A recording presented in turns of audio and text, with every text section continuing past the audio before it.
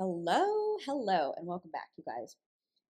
I'm going to be honest, just from the beginning of this lesson, that I feel like this is a hard one to really wrap your head around because if you're not used to working a whole lot with polar coordinates, then working with the area in polar graphs can be a little bit difficult.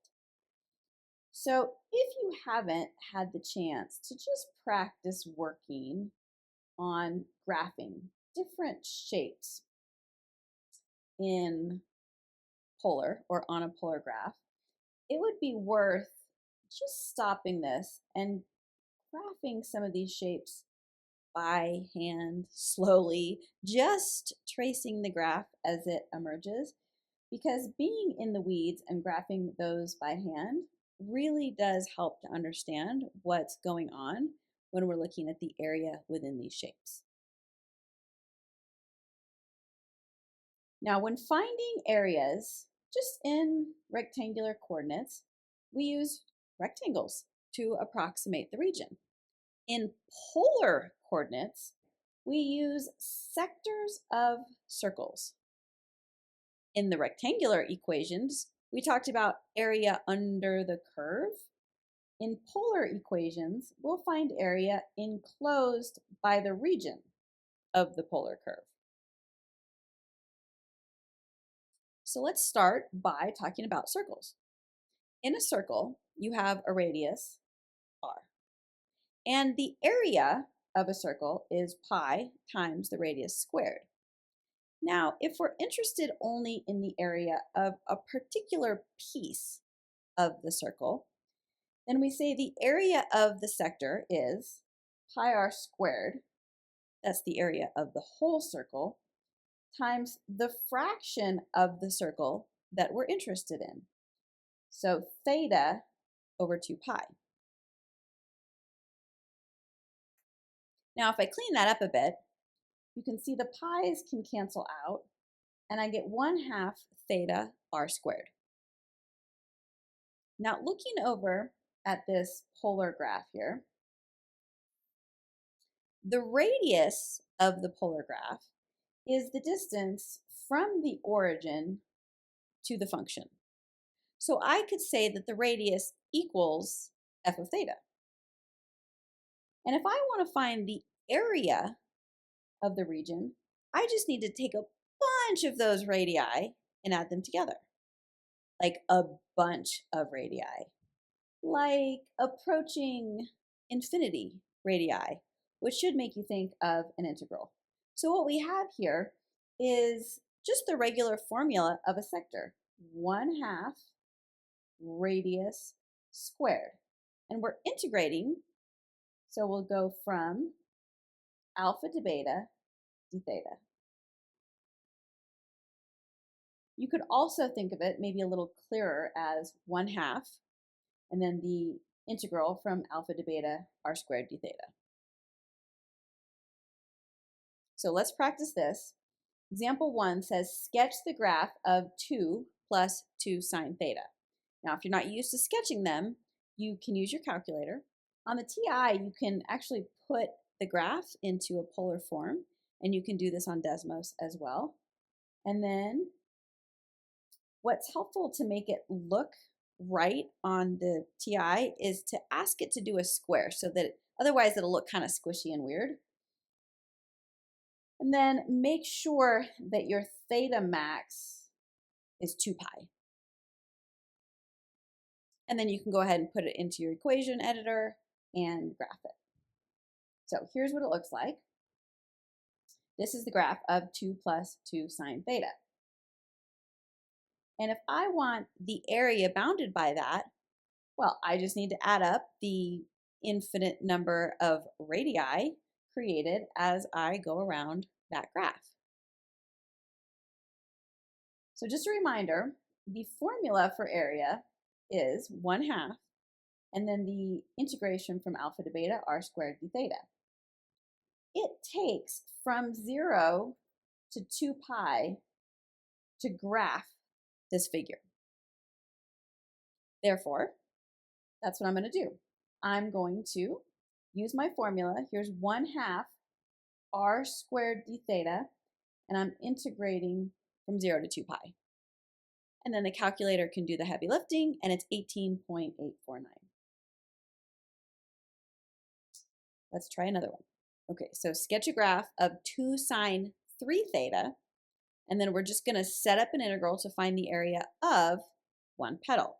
So 2 sine 3 theta is an odd rows, not odd weird, but odd number of petals. And we know how many petals it has because of this 3 right here. And we just want the area of one petal. Now, if you're used to graphing these by hand, then you'll know that you can graph an entire odd rows in just 0 to pi. So that means one petal of my odd rows is going to be the whole rows divided by 3. So that's what I'll do. I've got 0 to pi, and then 1/2 r squared d theta, and then I'll divide it by 3 to get just the one petal. Okay, so for cosine 2 theta, we want to set up an integral again to find the area of just one petal. Now this is an even rows, and we know that by this 2 right here. And for an even rows, the number of petals is double that number. And if we want the area of just one petal, then, well, there's a couple different ways to look at this. Even roses are complete in 0 to 2 pi. It takes all of 2 pi to draw the whole thing. So to find one petal, I could take the whole rose and divide it by 4, just like I did before with the odd rows. Or another thing I could do is look for the zeros. It goes out and comes back in and goes out and comes back in. And every time it comes back in, that's a 0 of the function. Cosine is 0, these multiples of pi over 2. But it's cosine 2 theta that we're interested in. So we're going to take all of those. I'm going to clean this up. We're going to take all of those and divide by 2. So the zeros are going to be negative pi over 4, pi over 4, 3 pi over 4, 5 pi over 4, and so on. Well, just this guy, that's negative pi over 4 to pi over 4. Or you could do the next petal, which would be this guy here, and that would go from pi over 4 to 3 pi over 4. Those are the next zeros. That would give you this area right here. So there's a lot, so many different ways to do this, which is one of the reasons it makes this lesson kind of hard to wrap your head around, because there's not just one way to go about it. Okay, now this one I'm going to take my time on, so bear with me. Find the area of the inner loop of the graph of r equals 1 plus 2 sine theta. Now, this whole figure here takes 2 pi to draw. And as we start to draw it, we start to take all of these radii here, okay? And notice that I'm going from the origin all the way over to the side of the graph, but not very straight. Now, when I come back around to the origin, this inner loop here is created by negative radii. They kind of go backwards into themselves. And so it takes 2 pi to do this whole thing. So what I need to do is I need to find the zeros of this figure to know when it comes and goes from the origin. So the zeros are going to be whenever sine of theta equals negative 1/2. Well, when does sine of theta equal negative 1/2? At 7 pi over 6 and 11 pi over 6. So the question is, what's going on between 7 pi over 6 and 11 pi over 6? Are the radii between those values negative? In other words, between those values, is this when the area kind of doubles back on itself and gives me a negative radius. So to figure that out, we're going to pick a value, like say 3 pi over 2, that's between those two zeros, plug it into R. We get a negative value. So indeed, between 7 pi over 6 and 11 pi over 6, that's when we're creating this inner loop. So then once we figure that out, we have our integral set up. We've got 1/2 r squared d theta, and we're integrating that from 7 pi over 6 to 11 pi over 6, which is about 0.5435. Okay, example 5 says, find the area of the inner loop of 2 minus 4 cosine theta. So the first one we did was a sine theta, and that one is symmetric about the y-axis. This one is a cosine theta, symmetric about the x-axis. So again, we've got to figure out when this thing loops back on itself. And it loops back on itself, if we're trying to find the inner loop, when the radius is negative. So like we did before, we'll find the zeros of the function. So cosine 1/2 is at pi over 3 and 5 pi over 3. So we've got pi over 3 and 5 pi over 3. Now we need to pick something between pi over 3 and 5 pi over 3 to see, are the radii negative between there? So if we pick pi over 2, we get a positive number. So my inner loop is not between pi over 3 and 5 pi over 3. Well, what's the next zero? If I keep going around, the next time I get cosine 1/2 is at 7 pi over 3.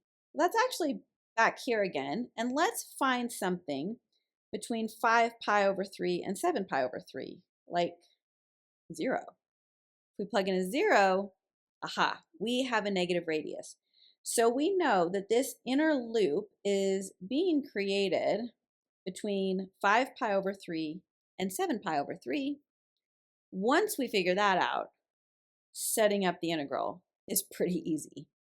So the hardest part of these problems is actually just figuring out the bounds of the integral. So if you pop that in the calculator, you get about 2.174. Now, alternate bounds could be from negative pi over 3 to positive pi over 3. Like before, there's just so many ways to do these problems. Example 6. Given the curve 3 plus 6 cosine x, set up but do not evaluate an expression for the area of the outer loop. So the outer loop is just this first section of radii. Do you remember when I was kind of drawing it the first time? When you start doing the area of this with all of the radii, it covers this whole first piece, okay? And you cover. And then when you start to do that inner loop, it goes back on itself. And this inner loop is kind of counted twice as far as area is concerned. So if we're only interested in that first outer loop and we don't want that extra green section that's like overlapped on top of it, we have to remember the whole thing from 0 to 2 pi counts the inner loop twice.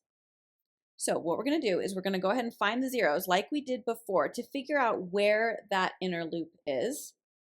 And cosine of theta is negative 1/2 at 2 pi over 3 and 4 pi over 3. So is the inner loop there between those two? It is.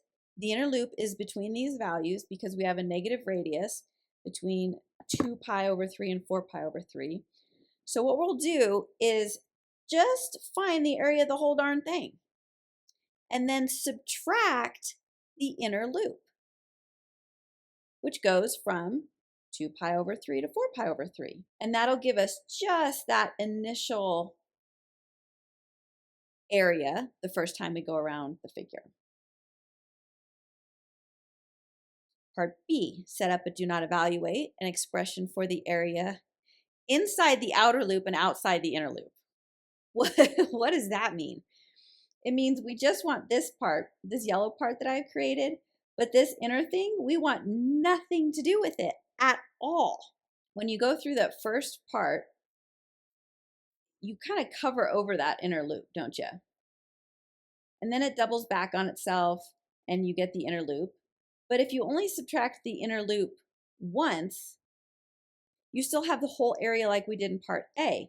So we're just going to have to subtract the inner loop twice to make a nice clean hole there. Okay, this is the lemniscate. It says find the area inside one loop of the lemniscate. So this is kind of like what we did with the roses, right? Well, I know that a full lemniscate is drawn in 2 pi. So if I only want one loop, then I could just take half of my normal area function, right? So let's go ahead and pop that into the calculator. And, see how we got an error here, and that's not good. Why did we get an error there? Notice that I had to solve for r in order to graph this. And so in the equation editor, I had to put the square root of 9 minus cosine 2 theta. Well, when you graph that, you've got these like missing pieces there. Well, where did they go? All right, so let's back up, and we've solved for just plain r. We need to find the zeros of that to figure out when the graph is coming back on itself to the origin. So to solve for the zeros, we'll get pi over 4, 3 pi over 4, 5 pi over 4, and 7 pi over 4. So let's plot those on our unit circle just so we can see what we're doing. We've got pi over 4, 3 pi over 4, 5 pi over 4, 7 pi over 4. Let's figure out what's going on in between those things. So between pi over 4 and 3 pi over 4, we have a pi over 2. So if you plug in pi over 2 to this, you get a negative number under the radical, which you can't have. So that's like undefined. Between 3 pi over 4 and 5 pi over 4, that's where pi comes in. If you plug that into our r, oh, okay, we get a number. That's good.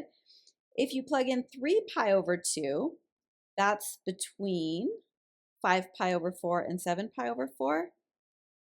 We have a negative number under the radical again. So I can kind of imagine this as the missing petals, you know, to that rose in between those zeros. So the question is, though, if we want one loop of the lemniscate, how do we do that? Well, it has to be where the between the zeros has a value. So there we go. Let me clean this up. So we've got 1/2 r squared d theta, and then between 3 pi over 4 and 5 pi over 4, that's when we had some defined values for r. That would be this guy here. That's about 4.5. Now the sign lemniscate is actually easier because when you find the zeros of it, the first 2 zeros are just the first loop. So that's a little bit easier to deal with. But, you know, I wanted to show you the hard one first. Example 8. I think this one was actually on an AP exam. The curve to the right is drawn in the xy plane and is described in polar coordinates. You've got r equals theta plus sine 2 theta. We're going between 0 and pi. R is measured in meters, and theta is measured in radians, of course. The derivative of r with respect to theta is 1 plus 2 cosine 2 theta. Find the area bounded inside the curve and the x-axis. Well, I love these because we know the radius and they told us the bounds. So you just have to plug it in. 1/2 r squared d theta from 0 to pi. Okay, so plug that into your calculator, you get 2.467. Of course, it gets more complicated. Find the angle theta that corresponds to the point on the curve with the x-coordinate of -2. What the heck? Okay. So we are introducing x, but we're in polar coordinates. So what do we know about x? We know that x equals r cosine theta. Well, what's r? R is theta plus sine 2 theta. All right, so we've replaced r with the r that they've given us in the problem. And we know that that has to equal -2. So thankfully, this is a calculator question. You can have your calculator solve that for a theta of 2.78606. Woo! Is your head spinning? Part C. Now we are going only between pi over 3 and 2 pi over 3. And between those, you know that dr d theta is negative. Dr d theta is negative. What does this fact say about r, and what does it say about the curve? If dr d theta is negative, we know that r is decreasing. Well, what's r? R is the radius, which means if the radius is decreasing, the graph itself is getting closer to the origin. Huh, that's nifty. Part D. Find the value of theta in the interval between 0 and pi over 2 that corresponds to the point on the curve in the quadrant with the greatest distance from the origin, and justify your answer. Okay, now that's a lot, but if I see greatest distance, I'm looking for a maximum there, right? And the maximum lives in the derivative. In fact, we can kind of find where maximums and minimums happen in the zeros or the critical values of the derivative. So if we solve for the critical values of our dr d theta, we get pi over 3. Now we need to check, is that actually a maximum? Is that actually the greatest distance? So of course, we're going to check our endpoints and our critical point. We're going from 0, so we'll plug in 0 to our radius, and we get, well, 0, all right? Now we'll do pi over 3, that's our critical point, and we get a radius of 1.91. And then we'll check our other endpoint of pi over 2, and we get a radius of 1.5707. And indeed, our greatest distance is at pi over 3. Like I said in the beginning, these take a lot of practice, and the hardest part is finding the bounds. So take your time. You've got this. Watch this video a couple times. And if you're still really struggling, just go back and take the time to draw some polar shapes by hand for a little while, and I think that'll make a big difference for you. Whew, thanks for hanging in there with me, and I will see you next time.